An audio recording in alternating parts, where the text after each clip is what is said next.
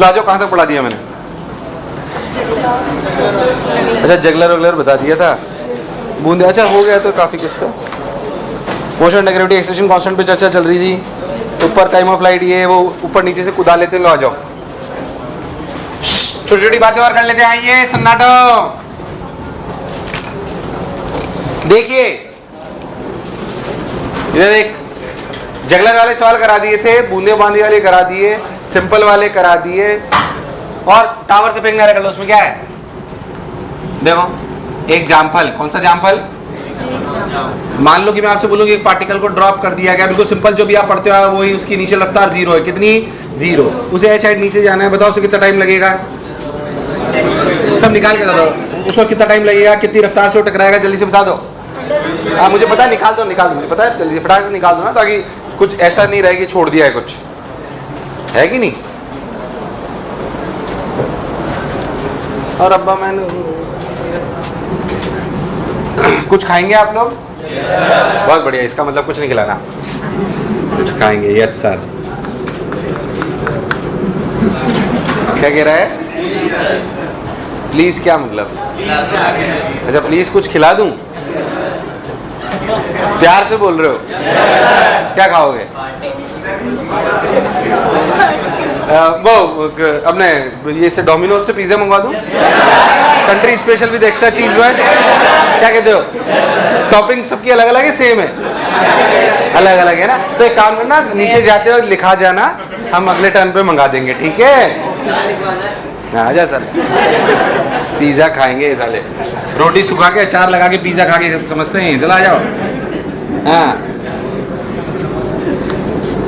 जब बॉल टकराएगी तो रफ्तार √2gh होगी, ये मैं नहीं बताने वाला। यहाँ से यहाँ तक का टाइम कितना होगा? √2h/g। अरे हाँ ना बोल। क्या भाई साहब जो अपना टाइम निकालने का तरीका है, सिंपली भाई साहब इनिशियल रफ्तार 0 है, कोई बुराई वाली बात? जहाँ से फेंके उसे ओरिजिन मानते हैं, कोई दिक्कत नहीं है। तो डिस्प्लेसमेंट हो गया -h equals to ut plus half of at square, half of acceleration is -g into t square. अरे हाँ ना बोल। टाइम आ गया, कोई दिक्कत वाली बात नहीं है। v square minus u square बराबर 2h equals to 0 square equals to 2 into -g into -h। अरे हाँ ना बोल।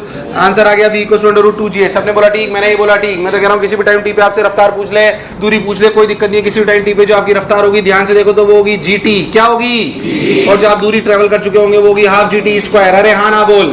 अरे जब पार्टिकल को ड्रॉप करा जाए किसी भी उससे, तो अब कितनी दूरी में क्या होगा आपने बताना, कोई खास बात? अब ऐसी और वगैरह में ऐसे टाइम पास होते हैं कि भाई साहब मान लो कि एक ऊपर वाली छत से एक आदमी सुंदर कन्या गिर रही है और तू सुपरमैन है, दूर खड़ा है इतना। अरे हाँ ना बोल। मान लो सुंदर कन्या ऊपर से नीचे गिर रही है और तू सुपरमैन है और तू यहाँ से 200 मीटर की दूरी पे खड़ा है। अगर सुंदर कन्या ऊपर 500 मीटर की छत से गिर गई है तो बताओ आपकी कितनी रफ्तार होनी चाहिए कि आप उसे पकड़ पाओ? जितनी देर में नीचे गिरे आप वहां से यहाँ आने।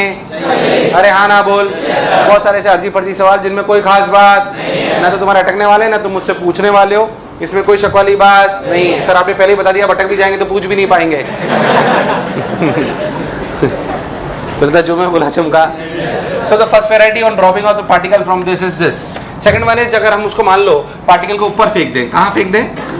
ऊपर फेंक दें तो भी कोई खास बात नहीं। मेरी बात बहुत ध्यान से ना, मान लो पार्टिकल को आपने ऊपर फेंक दिया तो आपके लिए कितना टाइम लगेगा बताना, कोई खास बात नहीं। मान लो आप ऐसे जहाँ से फेंकते हैं उसे क्या लेते हैं? ओरिजिन। ऊपर वाली रफ्तार अपनी u हो गई। क्या हो गई? u। ध्यान से तो पार्टिकल ऊपर जाके नीचे आएगा, ऊपर जाके नीचे आएगा। अगर हम टोटल टाइम ऑफ फ्लाइट निकाली तो हम लिखेंगे -h बराबर ut minus half of gt square. पहले ये इक्वेशन समझ आई क्या? अरे हाँ ना बोल।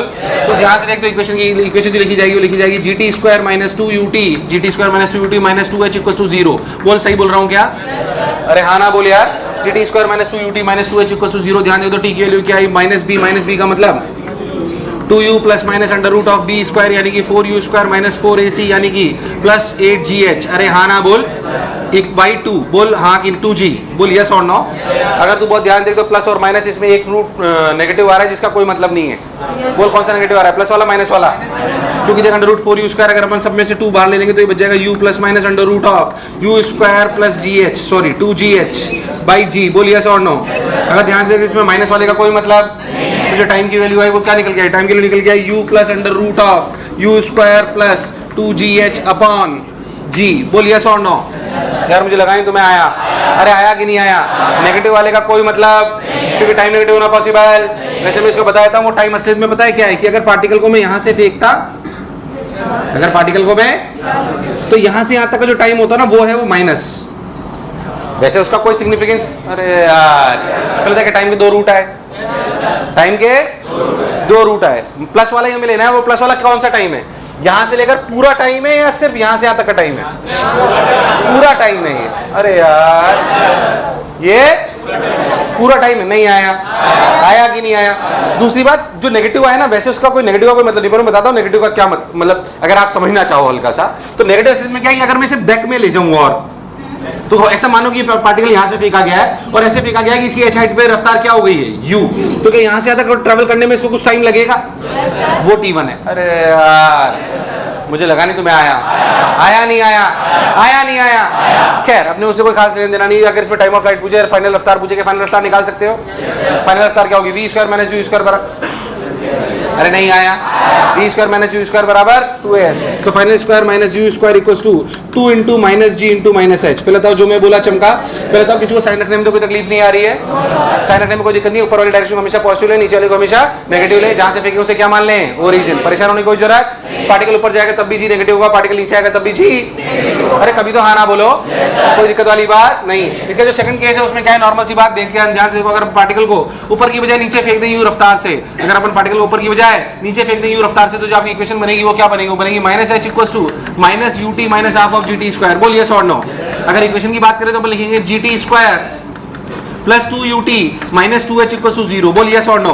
तो t की वैल्यू अपन ध्यान देंगे तो लिखा जाएगा minus 2u plus minus under root of 4u square plus 8gh upon 2g। मुझे लगा ही नहीं तुम्हें आ रहा है। अगर अपन ध्यान देंगे तो फिर लिखा जाएगा माइनस 2u माइनस 2 बाहर चला गया, minus u plus under root of u square plus 2gh। मैंने माइनस वाला उड़ा दिया क्योंकि माइनस वाले का कोई मतलब, अरे हाँ ना बोल ध्यान से। तो ये टाइम आया इसका, अगर अपन नीचे फेंके तो, अगर अपन एक बार चेक कर लेते हैं कि अपन ने सब कुछ सही करा नहीं करा, इसे रटने की कोई जरूरत नहीं। आप नॉर्मल कोर्स में अगर अपनी बुद्धि लगाओगे तो आपको दिखाई देगा, कोई दिक्कत वाली बात। एक बार इसलिए दिखा रहा हूँ ताकि आपको कोई तकलीफ नहीं है, ना आपको डर लगेगी पटावर से कहीं से भी फेंके कुछ भी करे, कोई दिक्कत वाली बात नहीं है। अगर आप बहुत ध्यान दें तो ये वाला टाइम और ये वाला पार्टिकल कब बन जाता है, सोच के देख। अगर मैं पार्टिकल को यहाँ से यहाँ फेंक रहा हूँ तो क्या ये वाला पार्टिकल जब वापस यहाँ पे आता है तो यू रफ्तार से होता है, क्या वो ये वाला सवाल बन जाता है। अगर आप लॉजिकली सोचो तो यहाँ से यहाँ तक का टाइम क्या 2u/g है। यहाँ का जो भी टाइम बचेगा क्या इसमें से अगर 2u/g घटा दूं तो क्या वो आना चाहिए। घटा के देखो 2u/g आ रहा है क्या, घटा के देखो 2u/g आ रहा है क्या, अरे आ रहा है क्या, अरे आ रहा है क्या।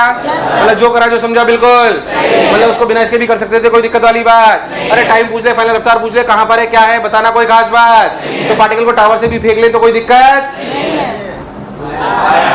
आया या प्राण प्रखेरू आया कि नहीं आया। अब कुछ पूछ साला 40 मीटर ऊपर से 10 मीटर पर नीचे फेंका, बताओ कहां गिरेगा, क्या बता सकते हैं। कितनी रफ्तार से गिरेगा, कितना टाइम लेगा, क्या होगा, क्या अपन सब कर सकते हैं। टावर से फेंकने में 3 से ज्यादा और क्या पूछे, खत्म। ऊपर फेंको नीचे फेंको छोड़ दो, कुछ नहीं आया, उतार। हे भगवान, हाँ भाई उतार लिया क्या, आइए ये देख। मान लो मैं आपसे एक सवाल पूछूं, सब मन में करेंगे, कोई बोलेगा नहीं। एक पार्टिकल है, मतलब 3 पार्टिकल इनफैक्ट, उनको h हाइट के टावर से पार्टिकल A ड्रॉप करा गया, इसकी इनिशियल रफ्तार 0 है। पार्टिकल B इसको u रफ्तार से ऊपर फेंका गया और पार्टिकल C इसको u रफ्तार से नीचे फेंका गया। बोलो क्लियर। सेम हाइट से एक पार्टिकल को छोड़ दिया गया, एक ऊपर फेंका गया और एक को नीचे फेंका गया। आपको अरेंज करना है टाइम ऑफ फ्लाइट को डिक्रीजिंग ऑर्डर में, कोई बोलेगा नहीं, खुद करो। Arrange time of flight in decreasing order.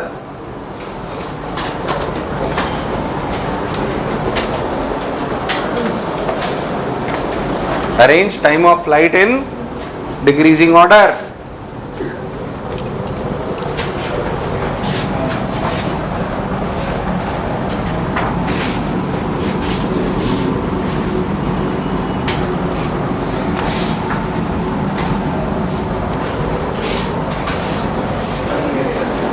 सबसे ज्यादा समय किसको लगेगा, सबसे कम किसको लगेगा, 6 है।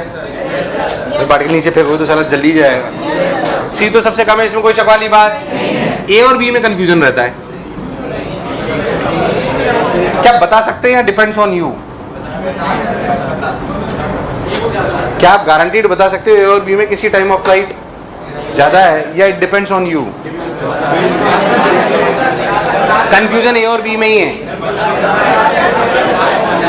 या डिपेंड्स ऑन यू?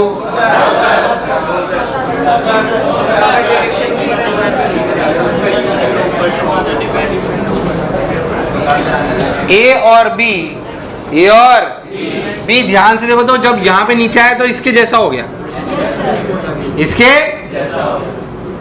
अब ए को तो छोड़ा गया था, ए को तो ए और बी में कमेंट कर सकते हैं टाइम पे।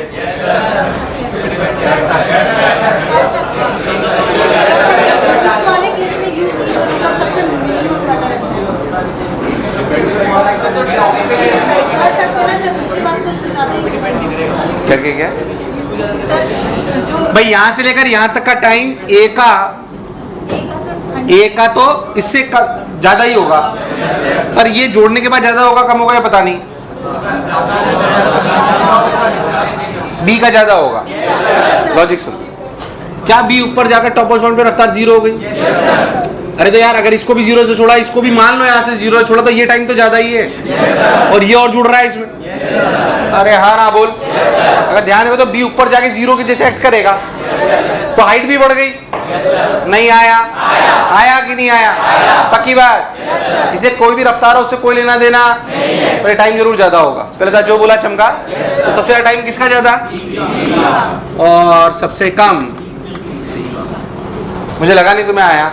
अच्छा, फाइनल स्पीड पे कमेंट कर सकते हो?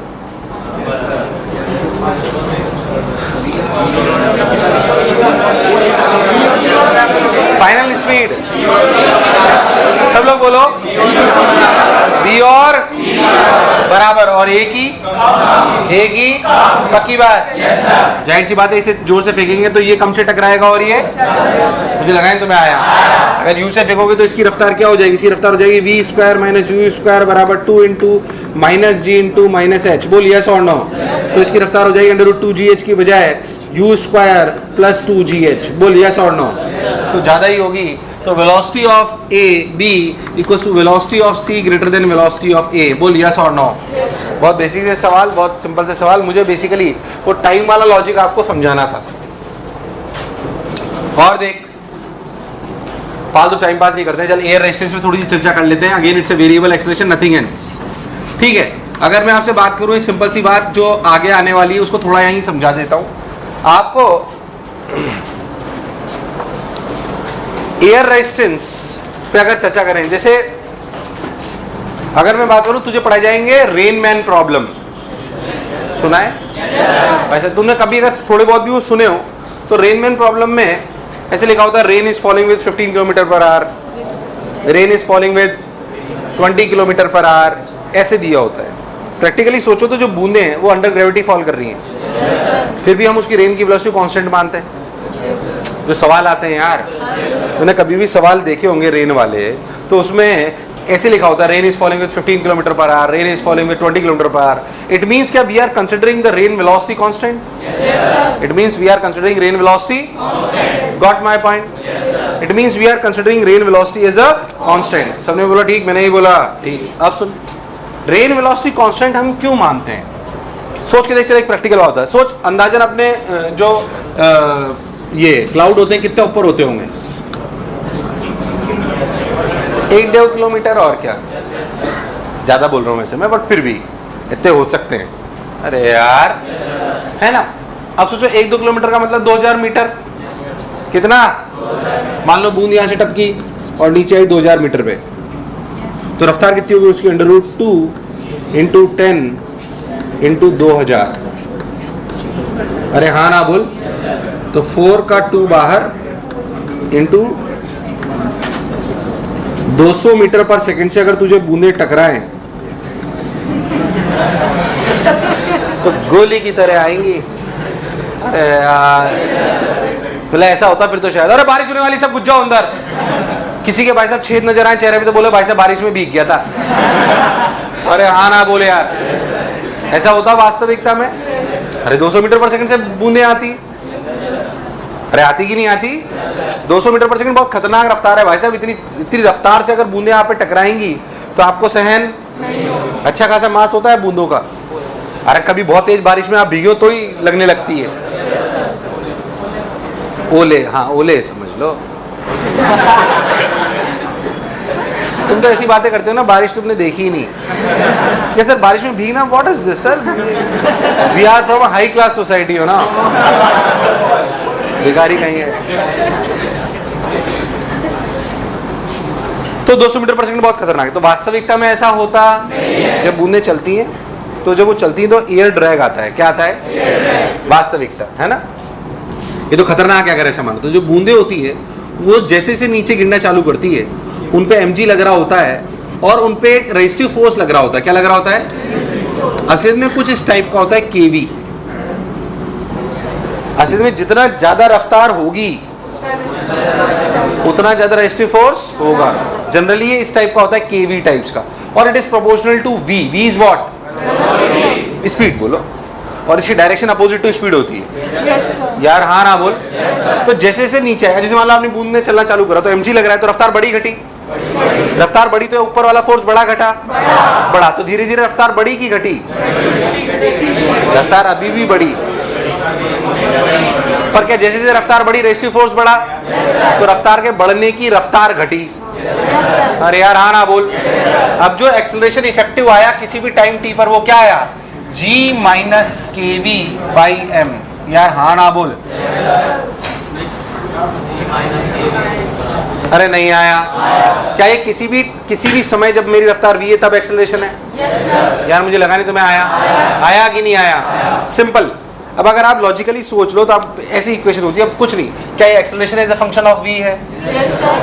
ये acceleration as a function of, तो मेरे लिए सवाल है एक, मेरे लिए अगर मैं तुझसे पूछूं एक्सेलरेशन इज पहले तो acceleration is a function of v आया कि नहीं आया?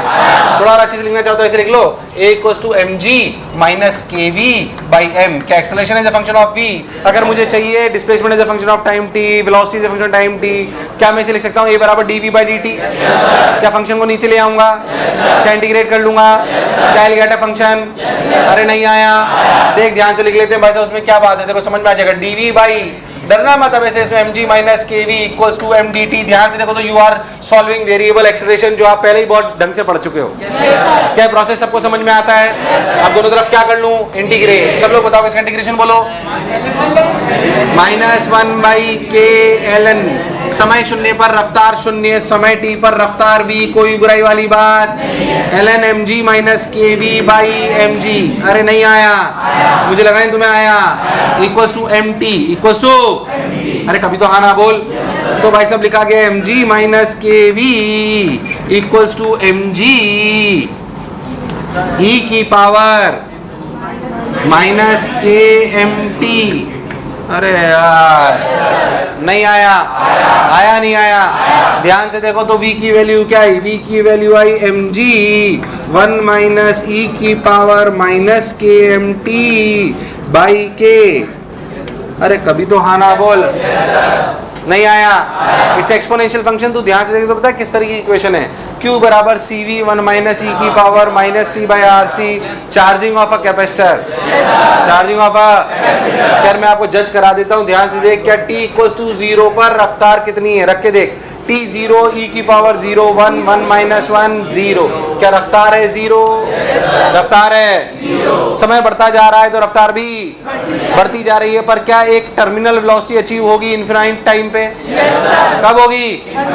तो t इक्वल्स टू इन्फिनिटी पे रफ्तार कितनी है बोल? कितनी? ध्यान से सोच, तो इसे यहां से भी डायरेक्ट निकाल सकता था। इसे बोलते हैं टर्मिनल वेलोसिटी। क्या बोलते हैं? यही टर्मिनल वेलोसिटी आपको सवालों में दी होती है। अरे हाँ ना बोल। टर्मिनल वेलोसिटी कब अचीव होगी? जब क्या दोनों का फोर्स बराबर हो जाएगा। दोनों का फोर्स बराबर होने का मतलब mg बराबर kv। तो क्या terminal velocity at terminal velocity at terminal velocity, अरे हाँ ना बोल। क्या है terminal velocity a equals to 0, मतलब क्या mg बराबर kvt। vt की वैल्यू क्या? mg by k। यहां से भी दिख रहा है, वहां से भी दिख रहा है। अरे यार नहीं आया। आया नहीं आया? अरे सोच लो। तो ये आपकी टर्मिनल वेलोसिटी कहलाती है। असलियत में टर्मिनल वेलोसिटी के अनंत समय पे अचीव होती है। सर अनंत समय तो कभी आता ही नहीं है।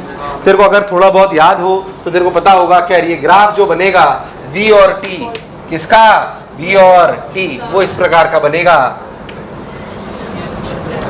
तुम्हें कुछ भी याद? अरे हाँ ना बोल। It's exponential curve, it's a. और तू बोलेगा सर टर्मिनल वेलोसिटी तो कभी अचीव ही नहीं होगी, जाहिर सी बात है वो नहीं होगी, पर उसका मैक्सिमम बहुत जल्दी अचीव हो जाएगा। टर्मिनल वेलोसिटी आनी थी 10, क्या आनी थी? तो 9.999 एक फाइनाइट टाइम में अचीव हो जाएगी। उसके बाद वो वास्तविकता में 10 कभी नहीं पहुंचेगी, पर क्या हम बोल सकते हैं वो अप्रोक्सीमेटली 10 है? After a finite time, yes और नो? नहीं आया, आया नहीं आया, आया नहीं आया। ये वैसी ही बात है, उनको समझ में आएगी, थोड़ा बहुत कभी सुना है तो कि कैपेसिटर कभी फुली चार्ज होता पर हम उसे मान लेते हैं। अरे यार नहीं आया, नहीं आया, नहीं आया, नहीं आया, नहीं आया, नहीं आया।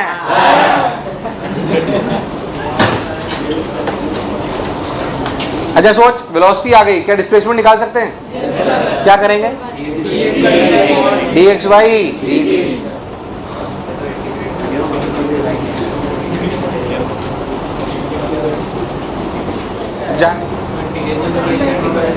कहाँ? हाँ तो dt बाई एम ही तो चल रहा था। अच्छा ये एम है। हाँ कहाँ? हाँ सही तो है। अच्छा एम नीचे चल रहा है।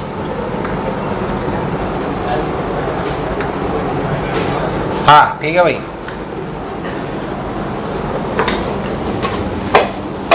जाने जिगर जाने मन। बोलो क्या समझ आया? कोई रटना नहीं है ऐसे, रटने की जरूरत।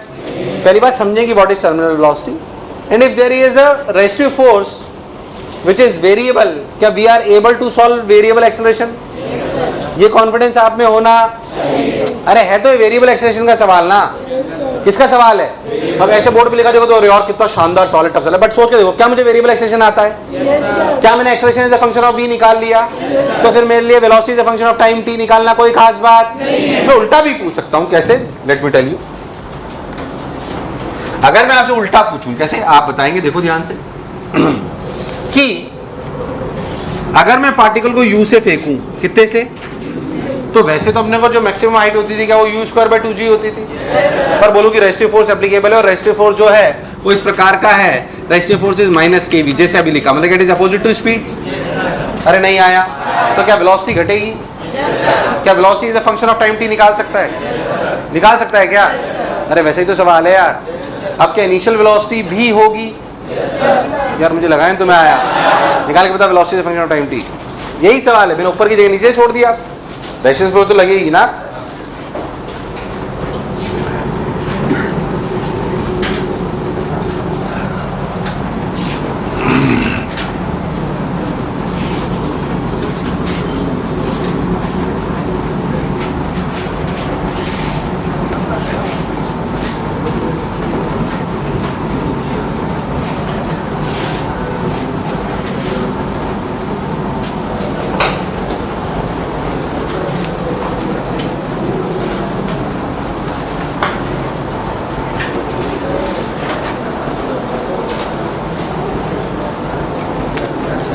तुम तो धोखेबाज हो, वादा करके भूल जाते हो, तुम भी बड़ी चालाक हो, मुस्कुरा के भाग जाती हो।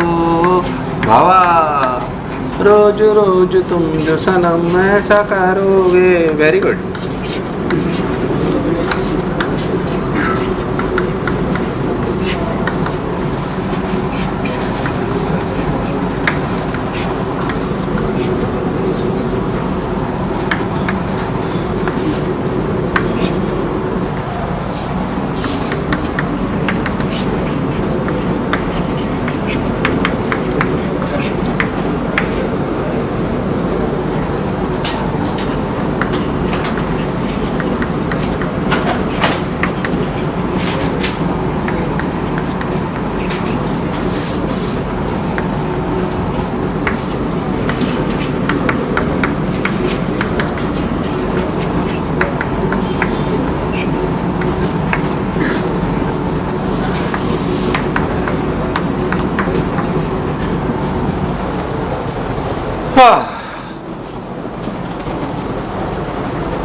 देखो मास्टर ने कुछ गलती तो नहीं करी, देखो बच्चों देखो।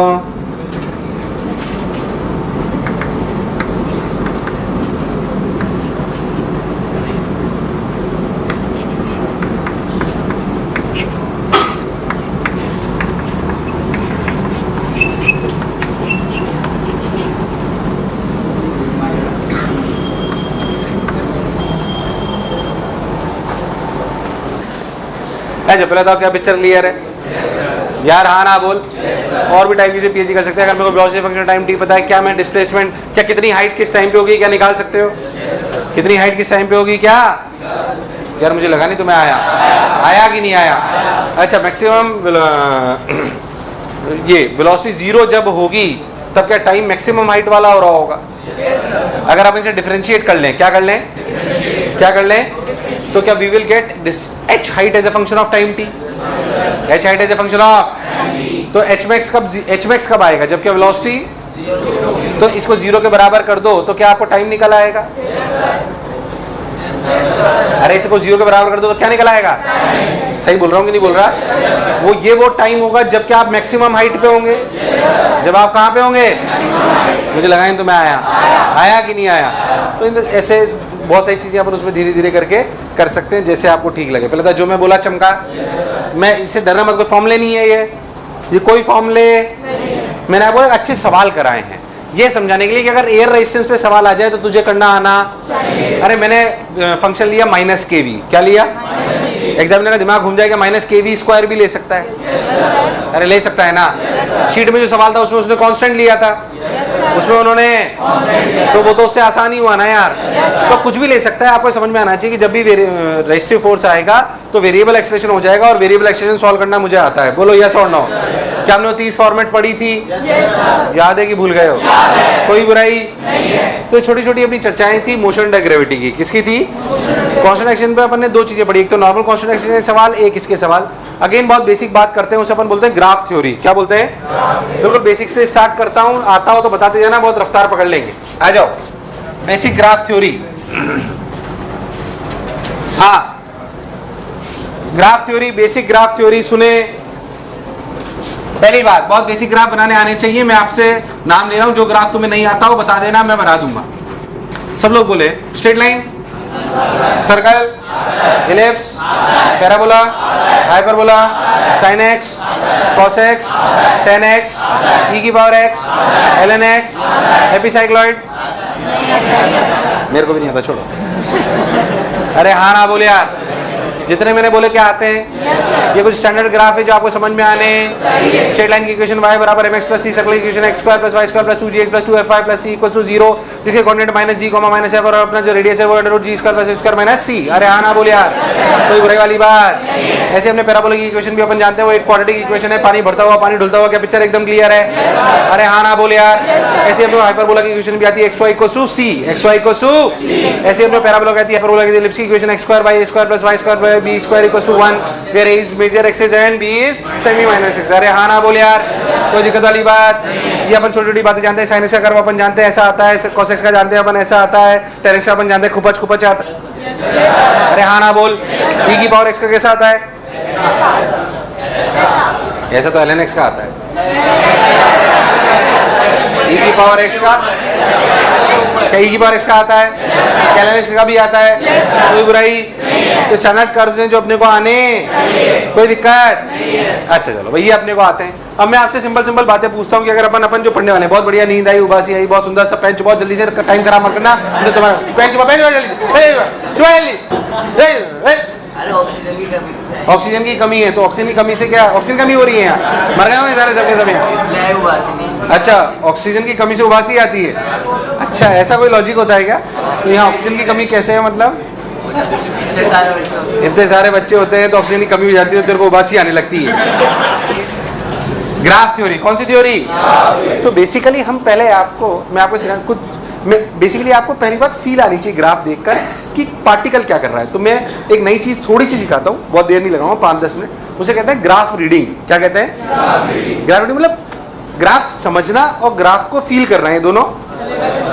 पार्टिकल केस में पता होना चाहिए ये ग्राफ है तो इसका ये मतलब है, ये एटलीस्ट अपने को समझ में आना है ना, कम से कम, है ना। वो स्टार्ट करने से पहले बहुत बेसिक सी बातें, हमारे लिए जो मेनली ग्राफ आएंगे वो कौन से होंगे, XT, VT, AT, वैसे बहुत सारे आ सकते हैं। VX जो बने थे 6 करे थे, अपने रिलेशन पढ़े थे ना कौन कौन से, ध्यान से देख, VX, AX और AV, ये सब अपने ग्राफ आ सकते हैं। मेनली ये तीनों आते हैं, मेनली ये, हाँ ये सब भी सकते हैं पर मेनली ये तीनों आते हैं, इनके बारे में अपन जानते हैं। अगर हम ध्यान से देखें तो dx/dt is the slope of XT curve, slope of, तो बेसिक बातें पहले समझ ले। स्लोप ऑफ XT कर्व, बोल यस और नो, मतलब स्लोप ऑफ XT कर्व क्या वेलोसिटी देगा, क्या देगा, तो स्लोप ऑफ XT कर्व मतलब वेलोसिटी, क्या चीज का मैग्नीट्यूड, बेसिकली वेलोसिटी का, क्योंकि dy/dx एक स्लोप है, क्या एक, इन द सेम वे अगर आप बहुत ध्यान से देखो तो स्लोप ऑफ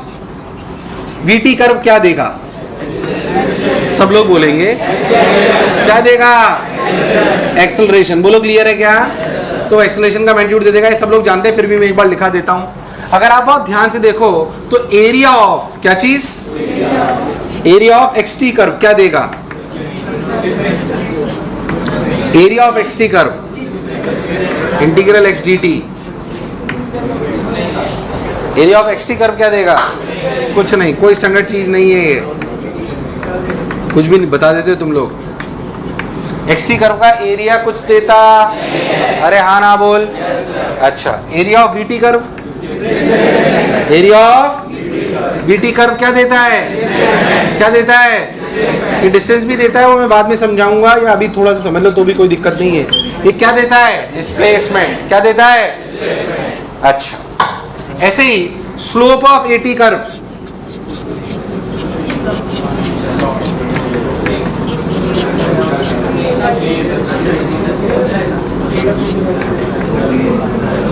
अरे क्या करा अपन ने, हाँ ठीक है, तो हाँ slope of AT curve, slope of AT curve basically dA/dt, इसे वैसे कहा जाता है जर्क, क्या कहा जाता है, हालांकि कोई स्टैंडर्ड टर्म नहीं है, बट जर्क, झटका ज्यादा कब लगता है, जो कि rate of increase of acceleration ज्यादा होती है, यार हाँ ना बोल, नहीं आया। अगर हम कंट्रोल्ड एक्सेलरेशन हो रहा है तो हमें अच्छा लग रहा है, हम गाड़ी में ब्रेक लगाते हैं, क्या एक्सेलरेशन घट रहा है, ठीक हम रुक जाते हैं, कोई दिक्कत नहीं है, पर वो एकदम से अगर वो एक्सीडेंट हो तो क्या एकदम से रुक जाते हैं, ये हमें पसंद नहीं है, इसे हम झटका कहते हैं, इसे हम, और ये है dA/dt, क्या है, तो वैसे कोई स्टैंडर्ड टर्म नहीं है, बट अगर फिर भी थोड़ा ऊपर का पढ़े तो स्लोप ऑफ AT कर्व यानी कि dA/dt is known as jerk, is known as jerk, मुझे लगा नहीं तुम्हें आया, लॉजिकली भी सोच, dA/dt झटके में क्या बहुत तगड़ी तरीके से एक्सेलरेशन वेरी करता है, बहुत कम समय में, अरे हाँ ना बोल, तो क्या change in acceleration with time बहुत ज्यादा होता है, उसे कहा जाता है जर्क, क्या कहा जाता है, चलो भाई इसका स्लोप हो गया XT का, एरिया ऑफ XT हो गया, VT का स्लोप हो गया, VT का एरिया हो गया, स्लोप ऑफ AT हो गया, area of AT, area of AT curve, यार आवाज नहीं आई यार, इंटीग्रल ADT क्या देता है, V फाइनल माइनस, क्या बेसिक टर्म्स हैं जो अपने को याद होनी, मुझे लगा नहीं तुम्हें आया, आया नहीं आया। अब एक बात और इस बात से सीख ले थोड़ी सी, कि भले हम ये सारे कर्व पढ़ेंगे, अगर अपन बहुत बहुत ध्यान से देखें तो अपने को कुछ कुछ बातें समझ में आएंगी, कि देख XT के कर्व का स्लोप वेलोसिटी देता है, पर XT के कर्व का एरिया कुछ नहीं देता, AT के कर्व का एरिया चेंज इन वेलोसिटी देता है, पर AT के कर्व का स्लोप जर्क कहते हैं, पर वो कोई स्टैंडर्ड टर्म, अरे हाँ ना बोल, देख VT के कर्व का एरिया डिस्प्लेसमेंट देता है, अभी बाद में समझाऊंगा, डिस्प्लेसमेंट भी देता है, और कैसे वो बाद में कर लूंगा, अभी सिर्फ लिख लो डिस्प्लेसमेंट और डिस्टेंस, अरे हाँ ना बोल, कैसे वो बाद में बात करेंगे, अभी समझो। तो इसका एरिया डिस्प्लेसमेंट और डिस्टेंस देता है, अरे हाँ ना बोल, और स्लोप क्या देता है, एक्सेलरेशन, और वेलोसिटी टाइम तो खुद है ही। तो अगर मेरे को कभी लगे कि सवाल मुझे ग्राफ से करना है, किससे करना है, तो कौन सा कर्व बनाना चाहिए, VT, कौन सा, क्योंकि VT का कर्व VT का ज्ञान तो दे ही देगा, क्या स्लोप आपको एक्सेलरेशन का दे देगा और एरिया का डिस्टेंस डिस्प्लेसमेंट का दे देगा? तो कौन सा कर्व ऐसा है जो तीनों का ज्ञान प्रकट कर देगा? इसलिए अगर कभी भी लगे कि सवाल ग्राफ से आसान हो सकता है तो कौन सा बनाना चाहिए? अरे हाँ ना बोल। कई बार सवाल ऐसे होंगे जो ग्राफ से आसान होंगे, तो हमें कौन सा बनाना चाहिए?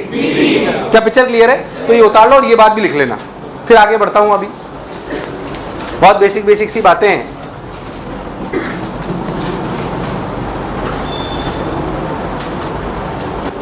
आ जाइए। Area of eighty curve. समय के साथ आपको मुश्किल होगा, जो स्कोर आप अभी ला रहे हो उसे मेंटेन करना। उसे क्या करना?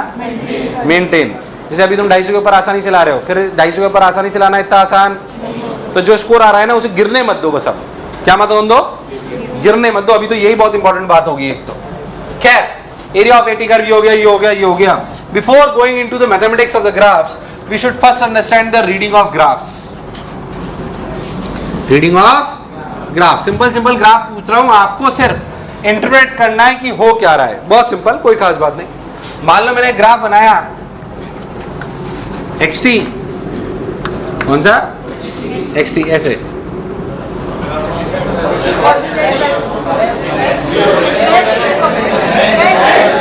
क्या रेस्ट पर है? ओरिजिन पे कहां पे? क्या यहाँ के एक्स नॉट पर रेस्ट पर है? तो भाई साहब असलियत में एक्स नॉट पर रेस्ट पर है। बोलिए सॉर नो? ग्राफ देख के समझ आना। अरे पक्की बात। मान लो यही ग्राफ VT होता,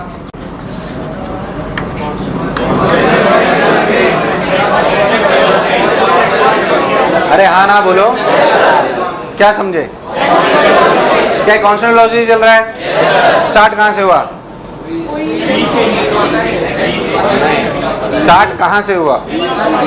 नहीं बोल सकता है जब तक गिवन सिर्फ कांस्टेंट वेलोसिटी का ज्ञान आ रहा है। इसमें t = 0 पे पार्टिकल ओरिजिन से स्टार्ट हुआ, ये इस बात की कोई गारंटी?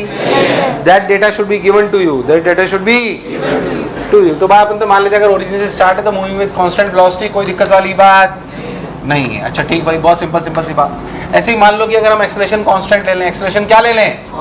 अगर हम एक्सेलरेशन कांस्टेंट ले लें तो इससे क्या समझे? क्या particle is accelerating with constant acceleration? कोई दिक्कत वाली बात? कांस्टेंट। इसमें तो खैर कोई रॉकेट साइंस नहीं है। मान लीजिए मैं आपको बोलूं कि आपका ग्राफ ऐसा है। अच्छा, तुम्हें एक बात थोड़ी थोड़ी समझ आती होगी कि जब एक्सेलरेशन कांस्टेंट होता है, जब एक्सेलरेशन तो इक्वेशन होती है v = u + at। क्या v और टाइम में स्ट्रेट लाइन? v और टाइम में, और s = ut + ½ of at²। क्या डिस्प्लेसमेंट की इक्वेशन पैराबोला? पानी भरता हुआ ढुलता हुआ सब बात की बात पर है तो पैराबोला। तो एक्सेलरेशन कांस्टेंट पे ज्यादा सवाल आते हैं क्योंकि वो स्टैंडर्ड फॉर्मेट है, इसमें कोई शक वाली बात, तो ज्यादा उसी पे बात करेंगे। तो एक्सेलरेशन कांस्टेंट के बारे में अगर अपन बात करें तो एक्सेलरेशन कांस्टेंट के केस में velocity time curve straight line आता है। कैसा आता है? और क्या अपना डिस्प्लेसमेंट टाइम कर्व पैराबोला आता है। इतनी बातें अपने को क्लैरिटी से समझ में आनी। मान लो कि अपने को एक xt कर्व है जो ऐसे दिया गया है, देखो ध्यान से। ये T1 या T2, क्या पार्टिकल ने पलटी मारी? कहाँ पे?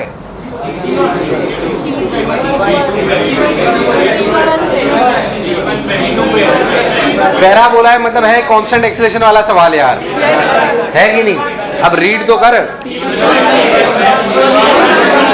बोल कहाँ पे? क्या पार्टिकल स्टार्ट हुआ ओरिजिन से? कहाँ से स्टार्ट हुआ? x0 से। फिर क्या आगे गया? x1 तक। कहाँ तक? जो भी ये दूरी है। अरे हाँ ना बोल। ये x0 है और कहाँ तक गया? x1 तक जा। फिर कैसे पलटी मारी? T1 पे। कहाँ पे? फिर क्या पलट के वापस आ गया? तो फिर T2 कौन सा टाइम है? जब क्या उसने ओरिजिन को क्रॉस करा?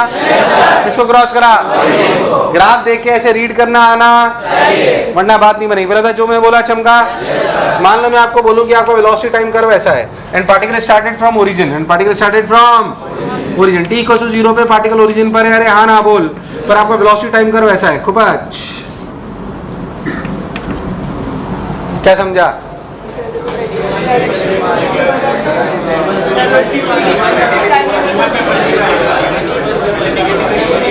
आपको ग्राफ रीड करना आना, तभी तो सवाल करोगे, नहीं तो कहाँ से करोगे भाई?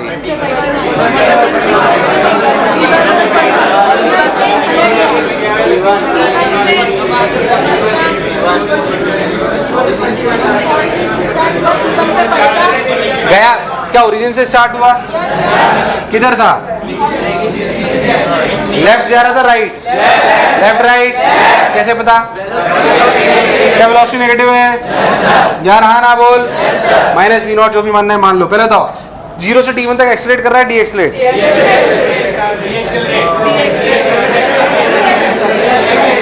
एक्सलेट D एक्सलेट, एक्सलेट D एक्सलेट, accelerate D accelerate.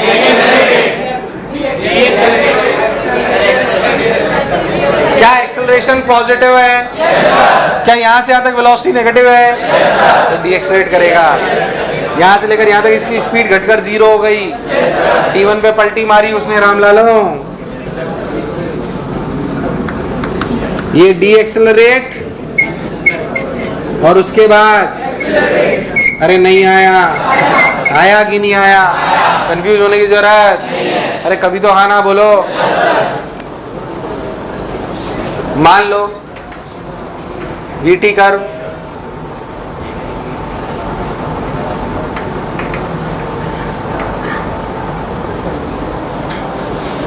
Start from origin, क्या समझे?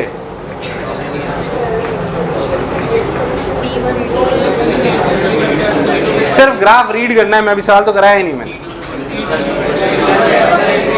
सवाल तो मैंने कराया ही नहीं है।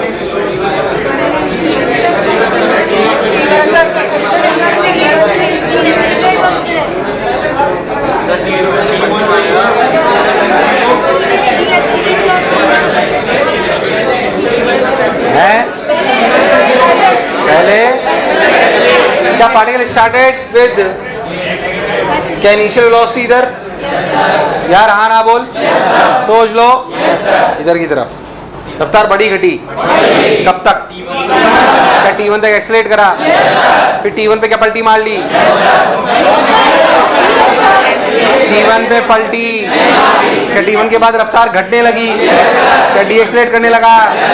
तो t1 तक तो रफ्तार बढ़ी, फिर t1 से रफ्तार कब तक? t2 तक। कहाँ तक? t2 तक। और t2 पर क्या पलटी मार ली? उसके बाद क्या एक्सलेट करने लग गए? मुझे लगा नहीं तुम्हें आया, आया नहीं आया? ऐसे हमें रीड करना आना। यही ग्राफ एक्सटी में होगा तो अलग हो। मैंने सिर्फ 2-5-10 सवाल इसलिए कराए ताकि आपकी काबिलियत होनी चाहिए कि सवाल मतलब ग्राफ देखकर मुझे उसे रीड करना आना, क्योंकि जब ग्राफ का सवाल आएगा ना तो अगर आपने इंटरप्रेट कर लिया कि सवाल के साथ क्या हो रहा है या पार्टिकल का क्या होगा, तो चारों ग्राफ में आप वैसे ढूंढ लोगे कौन सा सही है। यार नहीं आया, आया नहीं आया, इसे उतार लो थोड़ा बहुत। ये है reading of graphs, reading of graphs. बहुत सारे करा सकता हूँ, बहुत है। हाँ भाई, फिर तो क्या ग्राफ रीडिंग बेसिक बात है? अरे हाँ ना बोल। चलिए आइए, मैं यहाँ से चलो एक सवाल से चालू करता हूँ और मोशन एंड ग्रेविटी के ग्राफ से चालू करता हूँ। आप सब लोग ड्रॉ करेंगे ताकि अपने ग्राफ भी हो जाएंगे, बात समझ भी आ जाएंगी। मान लो मैं आपको सिंपली बोलूँ कि आपने एक पार्टिकल को 10 मीटर या 20 मीटर जो लेना हो ले लो, 20 मीटर पर सेकंड से ऊपर फेंका। जहाँ से फेंका उसे क्या मान लिया? ओरिजिन। ऊपर वाली डायरेक्शन आपकी पॉजिटिव है और नीचे वाली आपकी नेगेटिव है। बोलो क्लियर? क्या मोशन एंड ग्रेविटी के सवाल है? आपको इसके तीनों ग्राफ बनाने हैं, एक्सटी, वीटी और एटी। सही बनाना डेटा के साथ, है ना? 2-3 सवाल कर लेते तो प्रैक्टिस में भी आ जाएंगे, बात समझ भी आ जाएगी। एक्सटी, वीटी और एटी तीनों ग्राफ बना दो। रियल सिचुएशन है,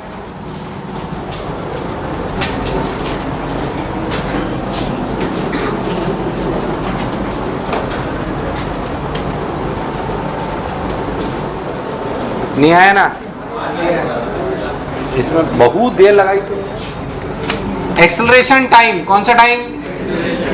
एक्सेलरेशन कांस्टेंट है, वेरिएबल क्या कांस्टेंट है? -10 मीटर पर सेकंड स्क्वायर।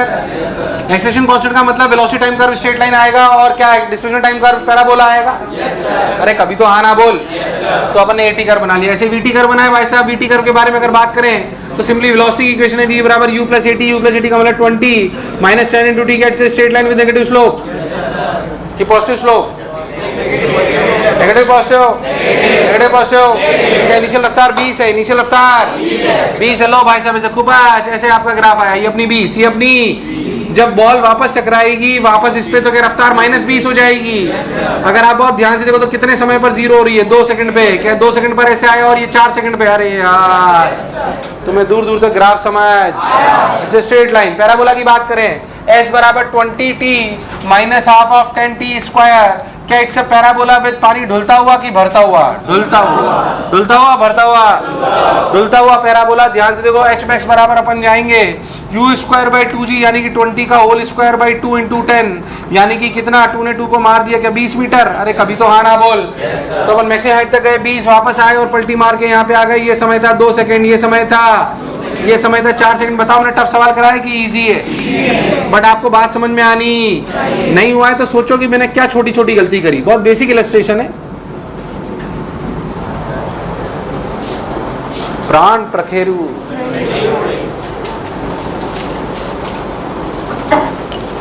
और एक बात मन में सेट है, एक्सप्रेशन कांस्टेंट तो वेलोसिटी टाइम कर्व क्योंकि जनरली वो ही आएंगे, और डिस्प्लेसमेंट टाइम कर्व अब पानी भरता हुआ ढुलता हुआ, ये वो एक अलग चर्चा, वो एक अलग चर्चा। बट होगा यही होगा। अबे टी स्क्वायर के साथ अगर माइनस आ जाए तो ढुलता हुआ, प्लस आ जाए तो भरता हुआ। अच्छा कहीं तो समझिए पानी भरता हुआ ढुलता हुआ क्या है ये? अबे ऐसे कटोरा बनेगा तो पानी डालोगे तो गिरेगा कि, और ऐसे भरोगे तो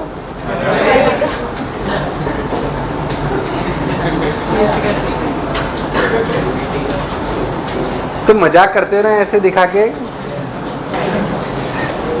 एक और कर, सही करना आप।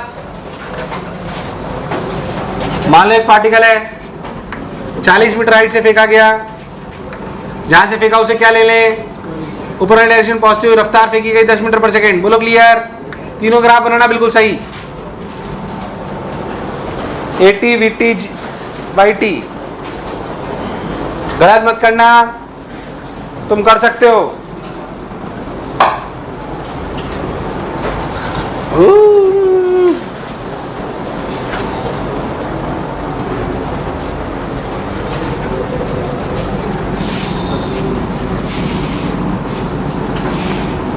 हाँ भाई, कुछ तो लोग कहेंगे, लोगों का काम है कहना, छोड़ो बेकार की बातों को, कहीं बीत न जाए नैना।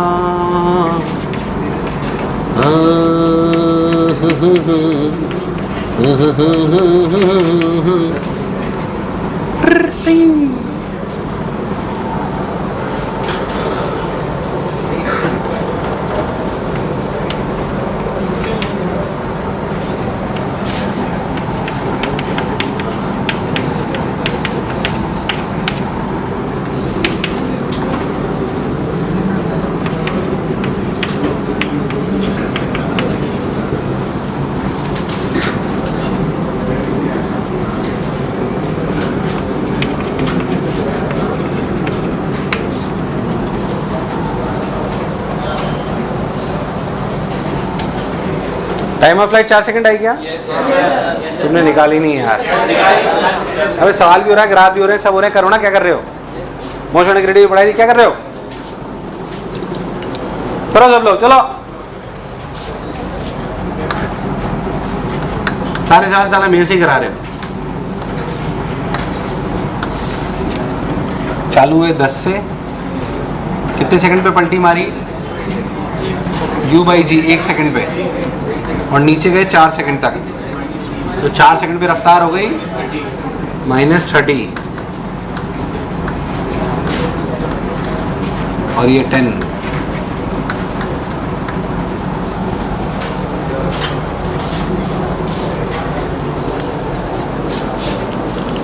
हाँ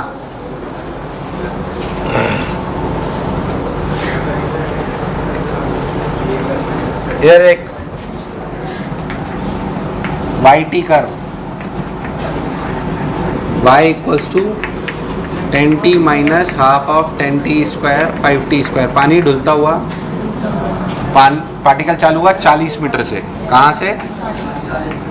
नहीं नहीं, ओरिजिन अपन ने वहीं लिया है, ठीक है। ओरिजिन से चालू और नीचे कहाँ तक जाएगा? 40 तक। तो पहले ऊपर जाएगा 5 मीटर, कितना ऊपर जाएगा? फिर नीचे आएगा जब समय हो रहा होगा 1 सेकेंड, ये समय हो रहा होगा 2 सेकेंड, फिर ये समय हो रहा होगा 4 सेकेंड, और ये दूरी होगी -40। मुझे लगा ही नहीं तुम्हें आया। सही बताऊं तो ये सब चीज़ें प्रैक्टिस से आती हैं। किससे आती हैं? आपको ही लग रहा होगा यार, हो सकता है कई लोग अटक गए हो थोड़ा बहुत, नॉर्मल कोर्स है।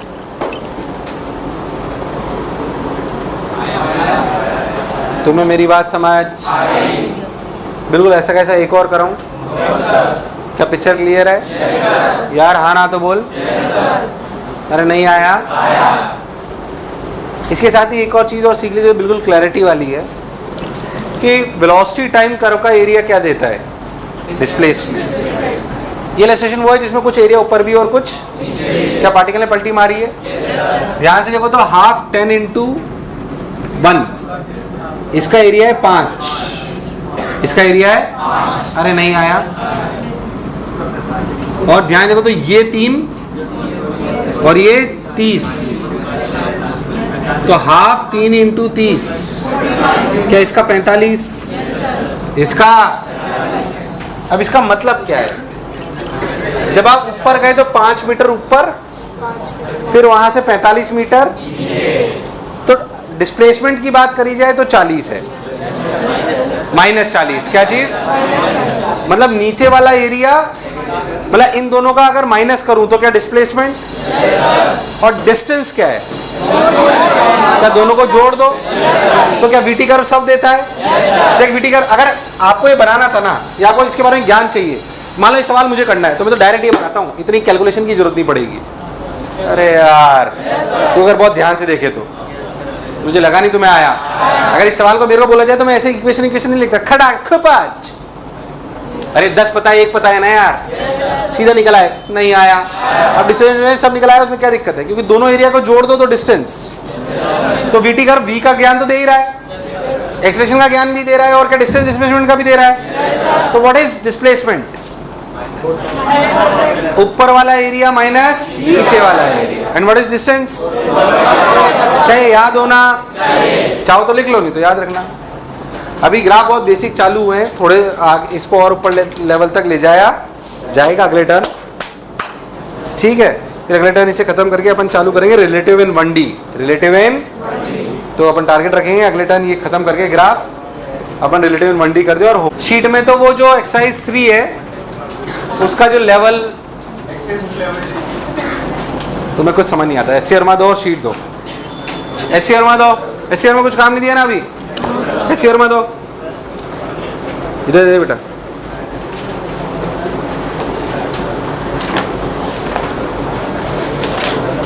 HCR में लिखो प्रश्न नंबर 1 से 32, 1 to 32, HCR में 1 to 32, और एक्सरसाइज 3 लेवल 1 और exercise 3 level 2, section AB। Exercise 3 level 1 और लेवल सेक्शन A और ये करके आना है, बोलो क्लियर है। और HCR में 1 से 32।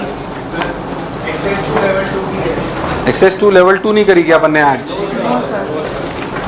तो एक्सरसाइज 2 लेवल 2 भी AB। तो समझ में आ रहा है तुम्हें क्या क्या पढ़ा दिया है यार, थोड़ी तो अक्ल लगाया करो। यस सर, चलो बाय बोलो।